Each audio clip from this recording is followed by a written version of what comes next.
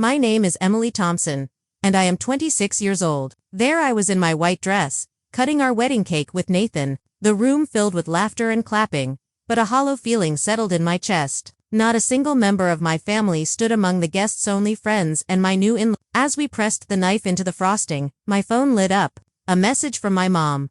"We need to talk now." Below it, 36 missed calls. My stomach dropped with fear and curiosity. Before we get started, let me know where you're watching from. And if you've ever felt betrayed by your family. It hurts when your own family hurts you the most, right? To understand why my own family skipped my wedding, I need to take you back to the beginning. I grew up in a seemingly normal suburban household in Raleigh, North Carolina, with my parents, Michael and Susan Thompson, and my younger sister Ava. From the outside, we looked like the perfect American family with our matching Christmas sweaters and annual beach vacations. But behind closed doors, I always felt like the emotional orphan of the family. Ava was 2 years younger than me, but she might as well have been wearing a crown from the day she was born. With her natural blonde curls, dimpled smile, and outgoing personality, she was the sunshine child everyone adored. She danced ballet, played violin, and had a magnetic charm that drew people to her. I was never jealous of her talents or beauty. What hurt was how differently our parents treated us. Mom. I got accepted into the advanced science program, I announced one evening during my sophomore year of high school. Clutching the congratulatory letter, Mom glanced up briefly from helping Ava with her dance costume. "That's nice, honey. Put the letter on the counter, so Dad can see it later." But when Ava won 3rd place in a local dance competition that same week, our parents took us all out for a celebratory dinner. They ordered champagne for themselves and made a toast to our little star. I sat quietly, pushing food around my plate, wondering why my achievement warranted nothing more than a passing acknowledgement. This was not an isolated incident. It was the pattern of my childhood. I excelled in mathematics and science, earning scholarships and academic awards. But my achievements were always overshadowed by whatever Ava was doing at the moment. My parents missed my high school graduation ceremony because Ava had a recital the same day. "You understand, right? This is really important for her future," Mom explained when I expressed my disappointment. I did understand, but that didn't make it hurt any less. By the time I entered college, I had accepted my place in the family hierarchy. I stopped calling home as frequently, knowing conversations would inevitably shift to Ava's latest accomplishments. I built my own life, made friends who valued me, and focused on my education and future career in biomedical engineering. My senior year of college, when I graduated with highest honors, my parents promised they would attend the ceremony. I reserved 4 seats in the auditorium, 2 for them, 1 for Ava, and 1 for my best friend, Claire. The morning of graduation, I received a text from my mother. "Ava got a call back for a major audition. We need to drive her to Chicago. So proud of you, though. Take pictures." Only Claire's seat was filled that day. Claire became the family I chose. We met during freshman orientation and clicked immediately. She was studying psychology, insightful and empathetic in ways my family never was. After graduation, we both found jobs in Philadelphia and shared an apartment for 3 years. She witnessed my struggles with my family dynamics firsthand, holding me through tears after particularly difficult holiday visits or unanswered phone calls on my birthday. I met Nathan Carter at a mutual friend's birthday party when I was 24. He was tall, with kind brown eyes and a laugh that made everyone around him smile. On our 3rd date, I found myself telling him about my family situation, expecting the usual sympathetic but uncomfortable response I typically received when sharing these stories. Instead, Nathan reached across the table and took my hand. "That's not normal or okay. Emily, you deserve better from the people who are supposed to love you unconditionally." No one had ever validated my feelings so directly before. For years, I had wondered if I was just being overly sensitive or selfish for wanting more attention. Nathan helped me see that my pain was legitimate and the dynamics in my family were genuinely unhealthy. As our relationship grew serious, Nathan encouraged me to set boundaries with my family. "You can't change them," he would say, "but you can change how you respond to them." He suggested I speak with a therapist, which I eventually did. Dr. Harris helped me understand the concept of emotional neglect and how it had shaped my self-worth and relationships. I began practicing what Dr. Harris called radical acceptance of my family's limitations. I lowered my expectations to match reality rather than continuing to hope for the parental love and recognition I had craved my entire life. It was painful but liberating. I stopped trying to earn their approval and focused instead on building a life that made me happy. Nathan became my rock, my champion, and my safe harbor. His family welcomed me warmly from the first time we visited them in Maryland. His mother, Diane, called me regularly just to chat. His father, William, sent me articles about scientific breakthroughs he thought might interest me. His sister, Chloe, became the sibling relationship I had always wished for with Ava. "You're part of our family now," Diane told me during my second visit. "And in this family, we celebrate everyone's victories, big and small." I cried in the guest bathroom that night, overwhelmed by the simple kindness that felt so foreign to me. Nathan found me there and held me without a word, understanding exactly what those tears meant. With therapy, Nathan's support, and my own determination, I made a promise to myself. I would stop measuring my worth by my family's inability to see it. I would create happiness on my own terms, and most importantly, I would break this cycle if I ever had children of my own. Little did I know how severely my resolve would be tested when Nathan and I decided to get married. Nathan proposed on our 2-year anniversary, at the small independent movie theater where we had our first date. The film suddenly paused during the showing, and a custom-made trailer began playing, featuring photos and videos of our relationship set to our favorite song. When the lights came up, Nathan was on one knee in front of me, holding a simple but elegant diamond ring. "Emily Thompson, you are the strongest, kindest, most brilliant woman I have ever known. Will you marry me?" Through tears and laughter, I said yes, as the entire theater erupted in applause. It was perfect, thoughtful, and so completely Nathan. That night, as we celebrated with champagne in our apartment, the anxiety began creeping in. I needed to tell my family. "They'll be happy for you," Nathan assured me, though the slight hesitation in his voice betrayed his uncertainty. I called my parents the next day, my stomach in knots as the phone rang. My mother answered on the 4th ring. "Hi Mom, I have some news. Nathan proposed last night, and I said yes. We're engaged." The pause lasted just a beat too long before she responded. "Oh, that's good. Congratulations." No excitement, no questions about the proposal or the ring, no offer to celebrate. "We're thinking about a spring wedding, maybe in 6 months or so," I continued, desperately trying to generate some enthusiasm. "That's quite soon. Well, let us know the details when you have them." Another pause. "Ava just got the lead in a local theater production. By the way, we're so thrilled for her." And just like that, my engagement was overshadowed once again. Despite the lukewarm response, Nathan and I proceeded with our wedding plans. We decided on a small ceremony at a charming historic venue in Annapolis with about 60 guests. I wanted something intimate and meaningful rather than extravagant. We selected Flowers, Lilies, and Hydrangeas, a caterer, a small family-owned restaurant that made amazing Mediterranean food, and found a photographer whose portfolio captured exactly the kind of candid, joyful moments we wanted to remember. Each decision we made felt right, like we were creating something that truly represented us as a couple. For months before the wedding, we sent out invitations, including ones to my parents, Ava, and a few extended family members. Weeks passed with no RSVP from my family. I finally called my mother, trying to keep the anxiety from my voice. "Did you receive the invitation, Mom? The venue needs a final head count soon."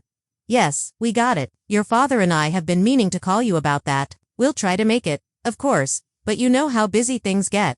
"It's my wedding day," I said, my voice strained. "I'd really like you all to be there." "Of course, honey. We'll do our best."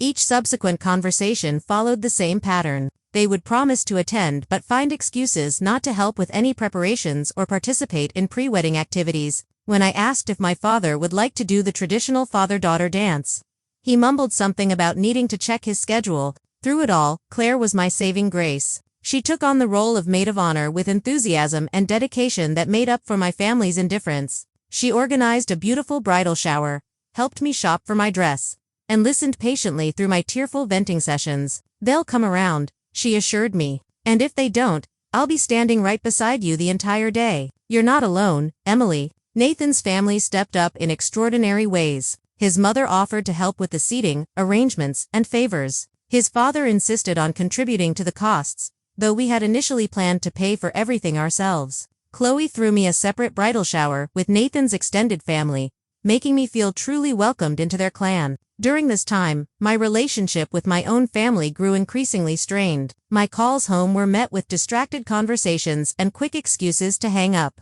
Ava rarely answered my texts, claiming she was super busy with auditions and stuff. I tried to tell myself it was normal, pre-wedding stress making me oversensitive, but deep down, I knew something was off. Still, I held on to hope. Despite years of disappointment, some childish part of me believed that my wedding day would be different. Surely this once, they would show up for me, both physically and emotionally. This milestone would finally be important enough to warrant their full attention and support. With Claire by my side as my maid of honor and Nathan's unwavering support, I pushed forward with our plans. Determined to create a beautiful day regardless of my family's level of involvement. I chose to focus on the people who were showing up for me rather than those who might not. Your wedding will be perfect because it's about you and Nathan, Claire reminded me. Everything else is just details. I clung to those words like a lifeline as the day approached, never imagining just how dramatically my family would prove me wrong. 2 weeks before my wedding, I was scrolling through Instagram during my lunch break when my thumb froze over a photo that made my heart stop. It was Ava, beaming at the camera, her left hand prominently displayed to showcase a sizable diamond ring. The caption read, "He asked." I said yes. #engaged #future Mrs. Davis. I stared at the screen, unable to process what I was seeing. Ava was engaged to Ryan Davis, the guy she had been dating for barely 6 months, and no one had bothered to tell me. The comments section was filled with congratulations, including several from my parents. My mother had written, "So happy for my beautiful baby girl. Can't wait to celebrate this weekend." My hands shaking, I called my mother immediately. She answered on the second ring, sounding cheerful until she realized it was me. "Emily, is everything okay? I'm a bit busy right now." "Ava's engaged," I said, my voice barely above a whisper. A pause. "Oh, you saw the post?" "Yes, Ryan proposed last weekend. It was so romantic. He took her to that vineyard upstate." "And why did nobody tell me?" I interrupted. "Well, honey, you've been so busy with your own wedding plans. We didn't want to bother you." Something in her tone didn't ring true. I pressed further. "Mom, what's this about celebrating this weekend? My wedding is in 2 weeks." Another, longer pause. "Ava's having a small engagement party on Saturday. Just family and close friends. This Saturday." My stomach dropped. "But that's my wedding day, is it?" "Oh dear. I thought your wedding was the following weekend." Her voice sounded falsely confused. Ava's had this date planned for her party for a while now. How could she have planned it weeks ago when she just got engaged last weekend? I asked, logic cutting through my shock. "Well, they've known they were getting engaged. They just made it official recently." My mother hedged. Then her voice took on an irritatingly reasonable tone. "Honey, would it be possible for you and Nathan to reschedule? We've already put down deposits for Ava's party, and everyone has made arrangements." The request was so outrageous, so hurtful, that for a moment I couldn't speak. Reschedule my entire wedding, with all the vendors booked and guests invited, because my sister decided to have her engagement party the same day. "No, Mom. We can't reschedule our wedding. We have 60 people coming. Contracts signed. Everything arranged." "Well," she sighed, as if I were being the unreasonable one. "I suppose we'll have to figure something out. But you know how important this is for Ava. She's been dreaming of this engagement for months. And I've been planning my wedding for 6 months." I said, my voice rising despite my efforts to stay calm. "You all are SVPD dads supposed to walk me down the aisle. We'll try to make it to part of your ceremony," she offered, as if suggesting a compromise. "Maybe we can split our time between both events." I ended the call shortly after, too stunned and hurt to continue the conversation. Immediately, I called Claire, who expressed appropriate outrage on my behalf. "That's insane," she declared. "They can't expect you to share your wedding day, or, worse, reschedule it for an engagement party." "An engagement party? Not even her actual wedding. What should I do?" I asked, fighting back tears at my desk. "Nothing. You do absolutely nothing except have your beautiful wedding as planned. If they choose Ava's party over your wedding, that's on them, not you. And I promise you, Emily, I'll be right there with you the entire day. You won't be alone." Nathan was equally supportive when I told him that evening, though I could see the anger flash in his eyes before he controlled it for my sake. "Your family's making a choice," he said gently, "and it's a poor one that reflects on them, not on you. Our wedding will be wonderful because we'll be surrounded by people who truly love and support us." "But what if none of my family comes?" I asked, voicing my deepest fear. "Then we'll still get married, still celebrate, and still begin our life together," he said firmly. "My family will be there. Our friends will be there. And most importantly, we'll be there. Promising to be each other's family for the rest of our lives." I tried to take comfort in his words, but the pain of potential abandonment by my entire family on what should be one of the happiest days of my life was overwhelming. That night, I sobbed in Nathan's arms until I had no tears left, mourning not just their likely absence at my wedding, but the family relationship I had always longed for and never had. The next day, I texted Ava directly, "Congratulations on your engagement. I wish you'd told me personally. Is there any way you could reschedule your party? I'd love for you to be at my wedding." Her response came hours later, "Thanks. Sorry, everything's already set for the party. Maybe you could come for a little bit after your reception. It's going to be epic." The casual disregard, the complete lack of recognition that I could hardly attend her engagement party during my own wedding reception, was the final straw. I didn't respond. Over the next few days, I received a few more texts from my mother, each making it increasingly clear that they had chosen Ava's celebration over my wedding. The last one read, "We'll try to stop by your ceremony if we can get away from setup for Ava's party. Hope you understand. Family comes first." The irony of that statement was not lost on me. In their minds, Ava was family. I apparently was not. The day before my wedding arrived, with a flurry of last-minute details and the wedding rehearsal scheduled for 5 p.m. I hadn't heard from my family in 3 days, despite leaving several voicemails asking if they would at least attend the rehearsal and dinner. The historic venue looked beautiful as Nathan and I arrived early to meet with the coordinator. The late afternoon sunlight streamed through the tall windows, illuminating the polished wooden floors and the simple floral arrangements we had chosen. It should have been a perfect, exciting moment.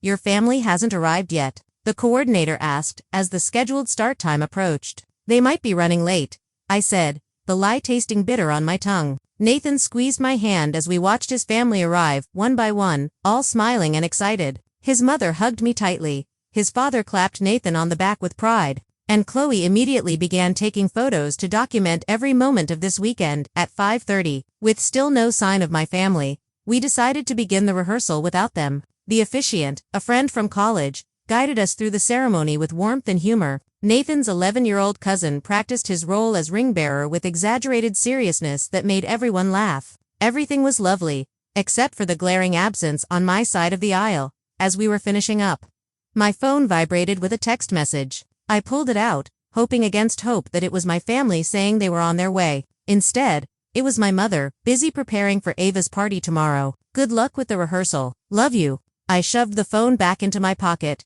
determined not to let anyone see how much that casual dismissal hurt. But Nathan knew me too well. "They're not coming, are they?" he asked quietly as we walked to the restaurant for the rehearsal dinner. "No," I replied, surprised by how steady my voice sounded. "They're busy preparing for Ava's party." His jaw tightened, but he simply nodded and said, "Their loss." The rehearsal dinner was at an Italian restaurant a few blocks from the venue. Nathan's parents had reserved a private room decorated with white roses and candles. Place cards marked each seat at the long table, including spots for my absent family members. I made it through the appetizers before excusing myself to the restroom, where I leaned against the sink and took deep breaths to push back the tears threatening to spill over. This was supposed to be a happy time, and I refused to let my family's choices ruin it completely. When I returned, I found Diane had removed the empty place cards for my family and rearranged the seating to close the gaps. She gave me a small smile and a wink, and I felt a rush of gratitude for her thoughtfulness. The dinner proceeded with toasts, stories, and laughter. If anyone noticed my occasional forced smile or distant gaze, they kindly didn't mention it. Claire sat beside me, her presence a constant comfort as she effortlessly charmed Nathan's relatives and kept conversations flowing whenever I fell quiet. "Tomorrow will be perfect," she assured me as we prepared to leave. "I'll be at your hotel at 9 o'clock in the morning with coffee and breakfast. We'll get your hair and makeup done, get you into that gorgeous dress, and make you the most beautiful bride Annapolis has ever seen." I hugged her tightly. "I don't know what I'd do without you. You'll never have to find out," she promised. Back at the hotel, Nathan kissed me goodnight before heading to stay with his best man, following the tradition of not seeing each other before the wedding. "This time tomorrow, we'll be husband and wife," he said. "Nothing else matters." Alone in my hotel room, I allowed myself one last attempt at reaching out to my family. I called my father's number, heart pounding as it rang. "Hello," he sounded distracted. "Dad, it's Emily. I just wanted to check if you're still planning to come tomorrow to walk me down the aisle." A long pause. "Emily, I'm sorry. Your mother needs me to help with Ava's party. There's so much to do, and you know how important this is to your sister. More important than your oldest daughter's wedding, I asked, my voice breaking despite my best efforts. That's not fair. We didn't realize the dates would conflict. There's no conflict, Dad. You chose. I couldn't keep the bitterness from my voice. I'm sorry you feel that way, he said stiffly. I hope you have a nice wedding. The call ended, and I sat on the edge of the bed, staring at the wall. No more tears came. I felt hollow, empty, as if something had finally broken inside me that could never be repaired. My phone chimed with a text from Claire, just checking in. How you feeling, bride-to-be? I managed to respond. I'm okay. Looking forward to seeing you in the morning. Her reply came quickly. About that, I'm so sorry, but something urgent has come up. Family emergency. I might be a little late, but I'll definitely be there before the ceremony. Don't worry. A small flicker of unease stirred in my stomach. Claire had never been vague about anything before. Everything okay? Anything I can help with? I texted back. All good. Just need to handle this. Get some sleep. Big day tomorrow. Something about her response felt off. But I was too emotionally drained to analyze it further. I scrolled mindlessly through social media to distract myself, only to freeze when a new post from Ava appeared in my feed. It was a selfie of her trying on what looked like a party dress, with the caption, "Final fitting for tomorrow's big day. Can't wait to celebrate with everyone who matters." The location tag caught my eye. Bellamy's Boutique. The same upscale shop where Claire had mentioned she needed to run an errand earlier that week. With a growing sense of dread, I tapped on the photo to see who had liked it. And there, among the names, was Claire's. And worse, a comment from her. Posted just 30 minutes ago. You look stunning. Can't wait for tomorrow. My hands shaking. I switched to Claire's profile and found a story she had posted, then quickly deleted. But not before Instagram had placed the posted 1 hour ago marker on her profile. The betrayal hit me like a physical blow. My best friend, my maid of honor, the one person who had promised to stand by me no matter what, was planning to attend Ava's engagement party instead of my wedding. I called her immediately. The call went straight to voicemail. I texted, I saw Ava's post and your comment. Are you going to her party instead of my wedding? Minutes passed with no response. Then finally, 3 dots appeared, disappeared, appeared again, and then, I'm so sorry. Emily. Ava reached out and said how much it would mean to her if I could come. I thought maybe I could do both, but the timing won't work. I should have told you directly. I feel terrible. The betrayal was complete. I turned off my phone, unable to bear any more communication, curling up on the hotel bed, still fully dressed. I let the tears come, ugly wrenching sobs that left me gasping for breath. Everyone who was supposed to love me had chosen Ava again. Even on my wedding day, I must have cried myself to sleep because the next thing I knew, my phone was ringing, and sunlight was streaming through the hotel curtains I had forgotten to close. Groggy, I answered without checking who was calling. Emily, it's Rachel. A cheerful voice said. I'm in the lobby with coffee and bagels. Can I come up? Rachel Miller had been my roommate junior year of college. We had stayed in touch sporadically over the years, and I had invited her to the wedding more out of nostalgia than close friendship. I hadn't expected her to show up at my hotel room the morning of my wedding. Sure, I said, my voice hoarse from crying. Room 312. A few minutes later, there was a knock at the door. I opened it to find Rachel standing there with a cardboard tray, holding 2 coffee cups and a bag from a local bakery. Hey, bride, she said cheerfully, then stopped when she saw my face. Whoa, are you okay? The simple question broke the fragile composure I had managed to gather. To my horror, I burst into tears again right there in the doorway. Rachel didn't hesitate. She set the coffee and food on the nearest surface and pulled me into a hug. Hey, it's okay. Whatever it is, we'll fix it. Between sobs, I told her everything.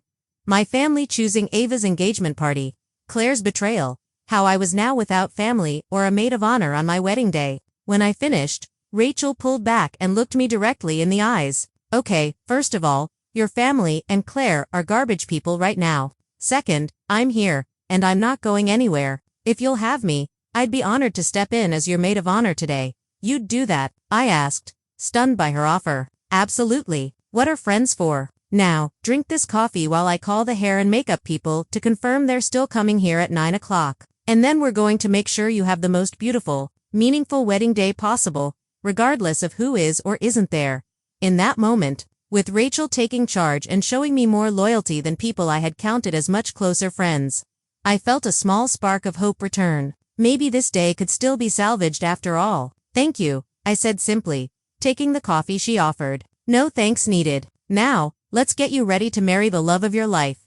The morning of my wedding day passed in a blur of activity. The hairstylist and makeup artist arrived at 9 sharp, transforming my tear-swollen face into something radiant. Rachel proved to be an exceptional stand-in maid of honor, anticipating needs I didn't even know I had, making me laugh with college stories I had forgotten, and keeping me distracted from thoughts of my absent family. By the time I stepped into my wedding dress, a simple but elegant align with delicate lace detailing, I almost felt like the bride I had imagined being. Almost, but not quite. The hollow feeling returned as I realized there would be no mother to help with my veil, no father waiting to walk me down the aisle. "You look absolutely beautiful," Rachel said, helping me with the final touches. "Nathan's going to be speechless." I managed a small smile, studying my reflection in the mirror. "I just wish." "I know," she said gently, "but today is still your day. Focus on Nathan, on the life you're building together. That's what matters most." A knock at the door interrupted us. When Rachel opened it, William, Nathan's father, stood there in his tuxedo, looking slightly nervous. "I hope I'm not intruding," he said, his kind eyes finding mine. "Nathan mentioned that your father, well, that he might not be here today. I wanted to offer my services if you'd like someone to walk you down the aisle. No pressure at all, just an option." The unexpected kindness brought fresh tears to my eyes. "I'd be honored, William. Thank you." He nodded, clearly emotional himself. "The honor's all mine, Emily. You've made our son happier than we've ever seen him. You're already part of our family. Today just makes it official." As we arrived at the venue, my phone remained silent. No messages from my parents, Ava, or Claire. I had known not to expect them, but the confirmation of their absence still stung. I took a deep breath and handed my phone to Rachel. "Hold this for me. I don't want any distractions during the ceremony." "Absolutely." And I turned the ringer off. Just in case. The wedding coordinator guided us to the small room where I would wait until the ceremony began. Through the window, I could see guests arriving, filling the seats on both sides of the aisle despite knowing most would remain empty on my side. 5 minutes, the coordinator announced, and suddenly the reality of what was about to happen hit me. I was getting married without my family. The mixture of joy and sadness was disorienting. "Ready?" William asked, offering his arm as the music began. I nodded, unable to speak past the lump in my throat. Walking down the aisle was surreal. I registered the smiling faces turning to watch me, heard the soft gasps and murmurs of appreciation. But everything seemed slightly out of focus until my eyes found Nathan waiting at the altar. His face when he saw me was everything I could have hoped for, a mixture of awe, love, and absolute certainty. I was vaguely aware of the empty front row on my side, the seats reserved for family that would remain unoccupied throughout the ceremony. But as William placed my hand in Nathan's, the pain of those absences receded, replaced by the warmth of Nathan's touch and the love shining in his eyes. "You look incredible," he whispered as we turned to face the officiant. The ceremony itself was brief but meaningful. We had written our own vows, and Nathan's brought tears to my eyes and laughter from our guests. "Emily," he began, "I promise to be your partner and equal in all things. I promise to celebrate your victories as if they were my own, to stand beside you through whatever challenges we face, and to create a home where you always know your worth is never in question. You're the strongest person I know, and I'm in awe of your resilience and grace. Today, I'm not just gaining a wife but creating a family with you, one where love is never conditional and support is never withheld. I love you, all of you, exactly as you are."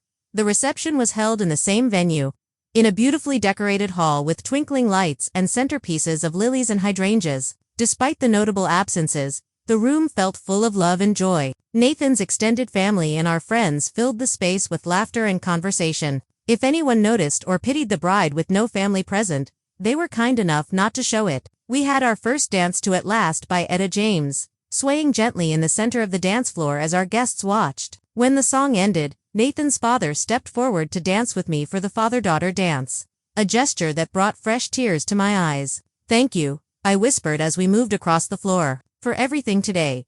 You're family now," he replied simply. "That's what family does."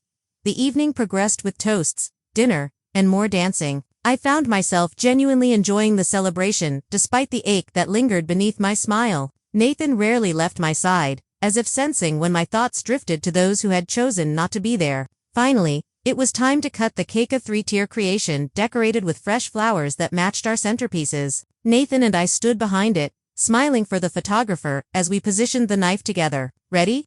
he asked. I nodded, and we pressed the knife into the bottom tier, everyone applauding as we made the first cut. It was at that precise moment that I felt my phone vibrate. In the hidden pocket of my dress, I had retrieved it from Rachel during the cocktail hour, not wanting to be completely disconnected in case of an emergency. As Nathan began cutting slices for our guests, I discreetly checked the screen. A message from my mother. "We need to talk now." Below it, I saw notifications for 36 missed calls, all from my mother, father, and even Ava, all within the last hour. My stomach dropped. What could possibly have happened that would prompt such an urgent barrage of communication after they had all but abandoned me today? "Everything okay?" Nathan asked, noticing my expression. I showed him the screen. "I don't know what to make of this." "Whatever it is can wait," he said firmly. "This is our wedding day. They made their choice earlier." Part of me agreed with him, wanted to silence my phone and continue celebrating without giving my family another thought. But another part, the part that had always hoped for reconciliation, for understanding, for the family relationship I had never truly had, made me hesitate. "What if something's really wrong?" I asked. Nathan studied my face, then sighed. "If you want to call them back, I understand. But remember, you don't owe them your time today. This day is ours." I squeezed his hand gratefully. "I'll step outside for just a minute. If it's nothing important, I'll come right back." Finding a quiet corner in the venue's garden, I dialed my mother's number. She answered on the first ring, her voice tearful and frantic. "Emily, oh, thank God. We've been trying to reach you for hours." "I was getting married, Mom," I said, unable to keep the edge from my voice. "What's so urgent?" What she said next would change everything I thought I knew about this day, about my relationship with my family, and about the sister I had always believed simply outshone me in our parents' eyes. "It's Ava," my mother said, her voice breaking. "Ryan called off the engagement right in the middle of the party. He said he couldn't go through with it because Ava told him what she did to you." I sank onto a nearby bench, trying to process her words. "What do you mean? What did she do to me?" My mother's breathing was uneven, punctuated by sniffles. "Ava lied to us, Emily, about everything. She deliberately scheduled her engagement party on your wedding day. She told us that you had changed your wedding date and didn't bother to tell us because you didn't want us there." The world seemed to tilt beneath me. "What?" "She showed us texts from you saying you wanted nothing to do with us. That you were having a private ceremony with just Nathan's family because they were your real family now. She said you specifically asked us not to come." My hand trembled as I gripped the phone tighter. "Mom, I never sent any texts like that. I've been calling and messaging for weeks, begging you all to come." "I know that now," she admitted, her voice small. "Ryan confronted Ava today after she made a comment about finally being the center of attention for once. When he pushed her on it, she broke down and admitted everything. She created fake text conversations, deleted your real messages from our phones when we weren't looking, and even intercepted the physical invitation you sent."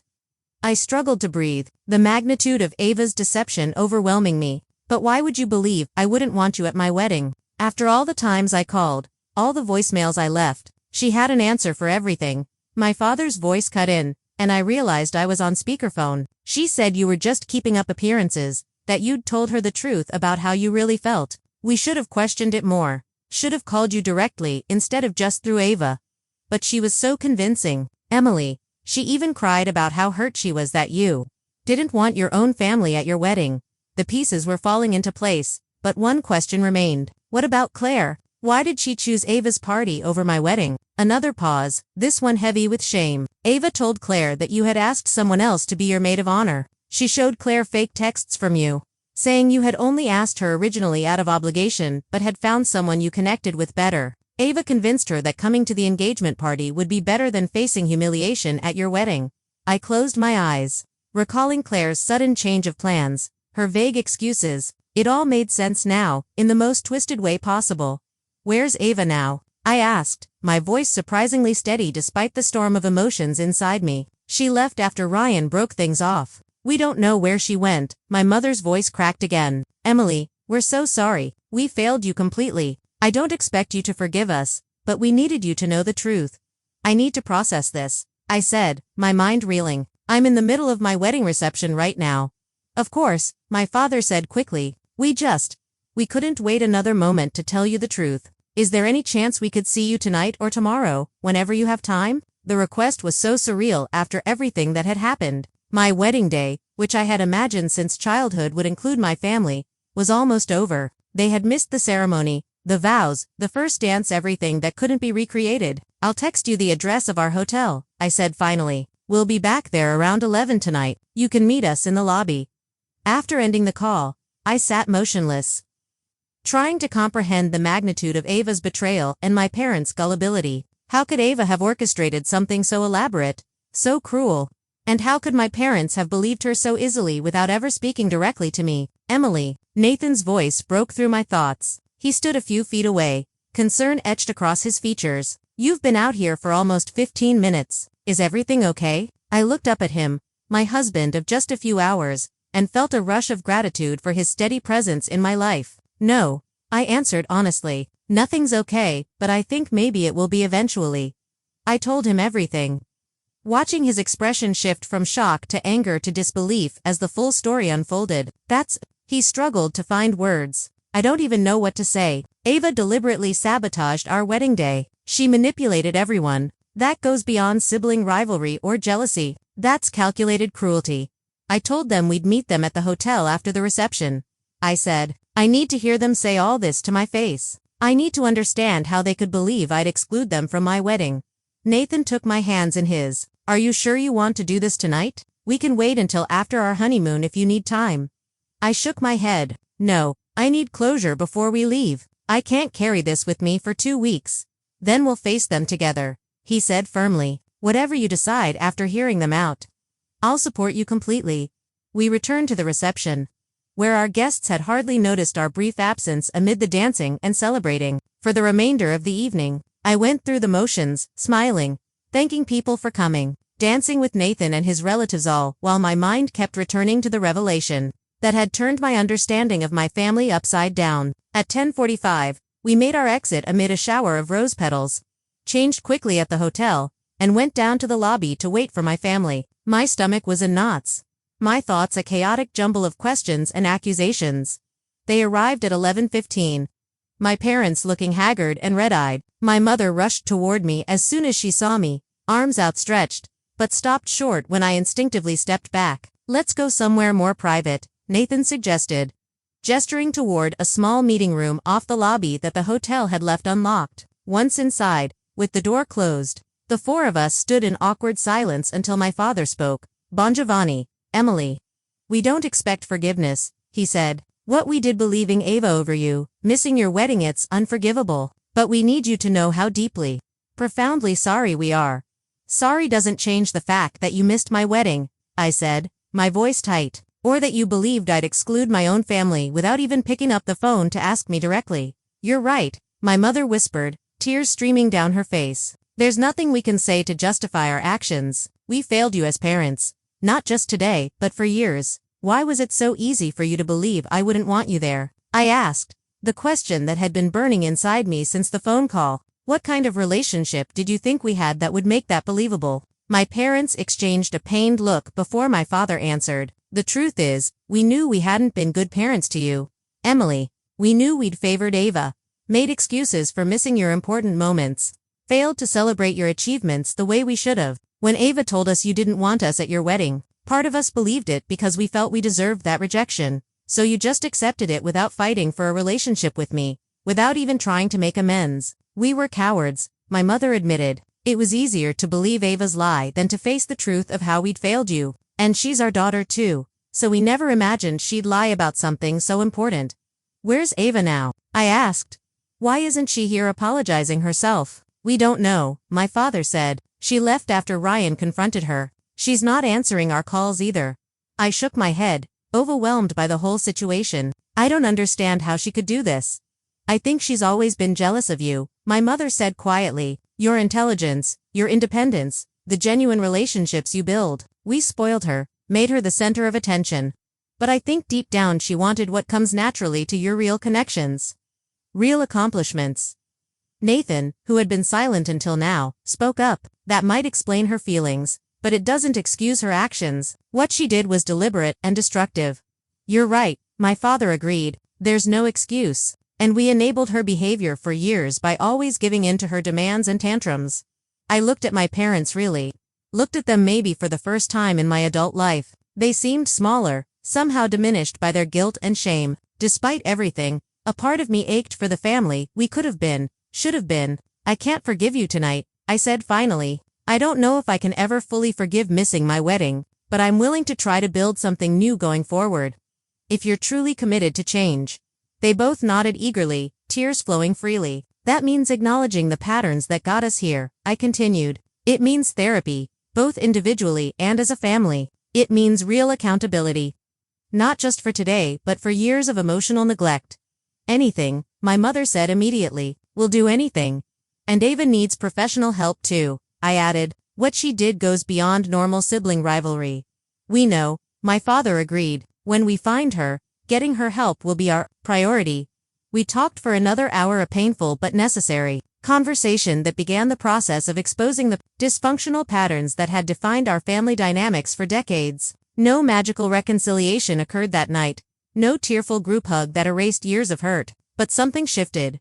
A door opened that had long been closed. As Nathan and I finally headed up to our room, emotionally drained but strangely at peace, he squeezed my hand. Are you okay? I considered the question carefully. Not yet, but I think I will be.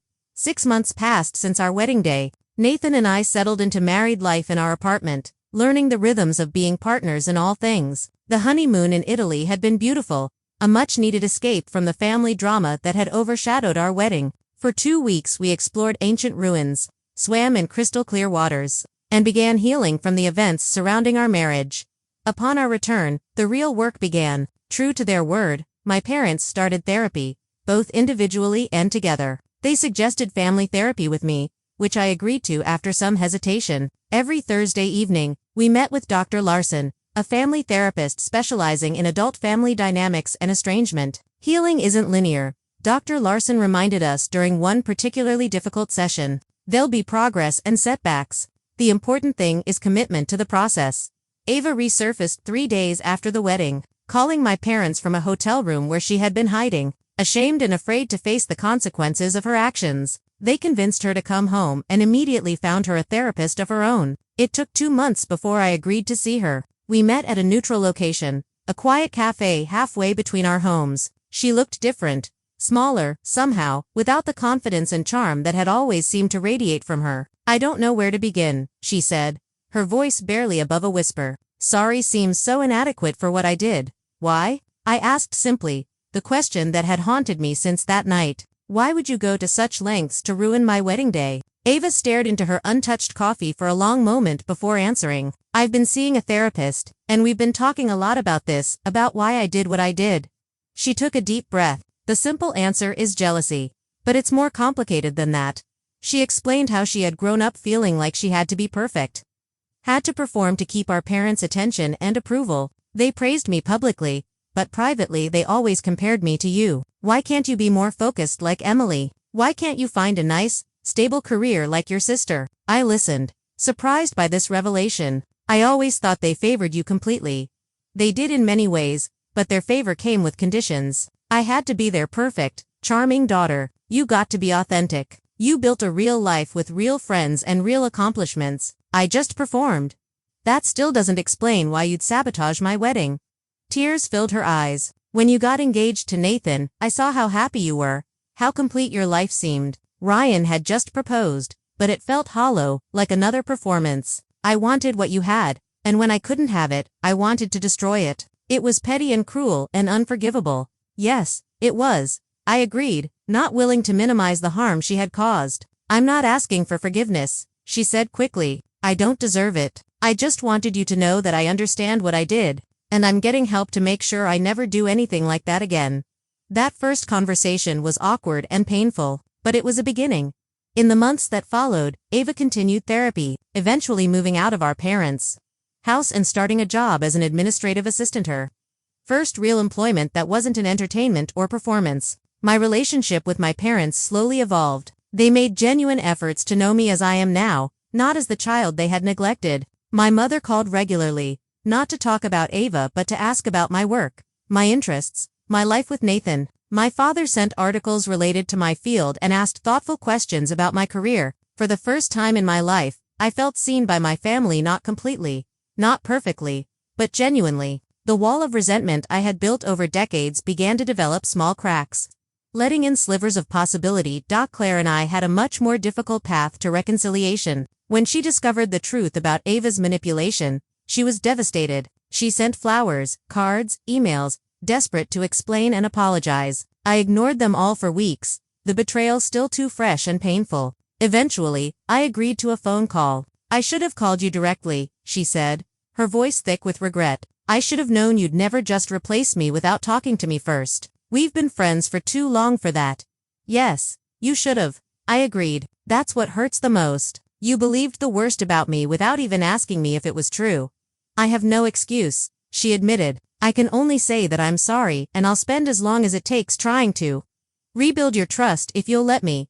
Rebuilding trust is harder than building it the first time. With Claire, the process was slow and sometimes painful. We started with occasional texts, then coffee once a month, gradually working our way back to something resembling friendship. Though the easy closeness we once shared remained elusive, Rachel, surprisingly, became a close friend after her 11th-hour rescue of my wedding day. We met regularly for lunch, and she became part of our extended social circle, often joining Nathan and me for dinner or movie nights.